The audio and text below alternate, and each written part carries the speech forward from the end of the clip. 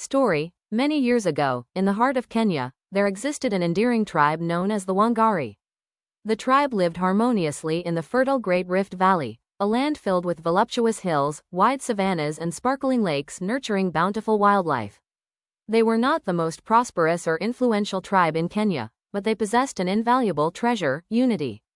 Their chieftain, an experienced warrior named Kito, was a beacon of wisdom who believed in maintaining peace. Kito was tall, with slender muscles honed from years of strenuous training.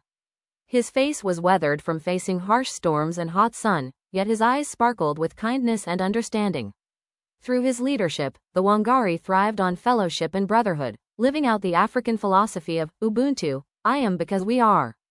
However, their peaceful existence was threatened when a severe drought twisted their land into a barren wasteland. The once lively savannas turned into seas of dust, the thriving wildlife dwindled, and despair sat heavily in the air. During this tribulation, Kito summoned the tribe at the moonlit community boma.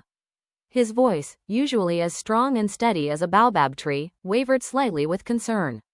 "We are facing an unprecedented crisis," he said, his gaze scanning his tribe's worried faces. "But remember, we are unified by blood, and together, we shall overcome." Buoyed by their chieftain's words, the Wangaris refused to succumb to adversity. They started working collectively. Young warriors ventured far to find water, women conserved the food, children helped in chores, and the elders offered knowledge and hope. Their unity transformed the despair into determination. Meanwhile, a nearby prosperous tribe, the Makali, eyed the Wangari's strength with envy and disdain. The Makali chieftain, Kasimba, decided to exploit the Wangari's desperation by offering their help in exchange for Kito's unconditional surrender and their fertile lands once the drought ended. As Kasimba proposed this atrocity publicly to the suffering Wangari at their boma, the Wangari's unity remained unfazed.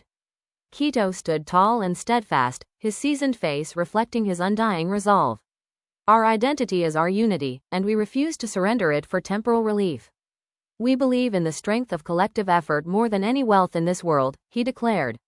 This fierce response sandblasted the Makali's arrogance, leaving them speechless. The prosperity the Makali tribe had was material but lacked spiritual wealth. They tried to manipulate the situation but were confronted with the Wangari's unshakable unity. Eventually, the drought ended, and the Wangari survived through their utter determination and unity. The land gradually regained its fertility, the animals returned, and so did happiness in the hearts of the Wangari tribe. The tale of the Wangari is the tale of unity and resilience.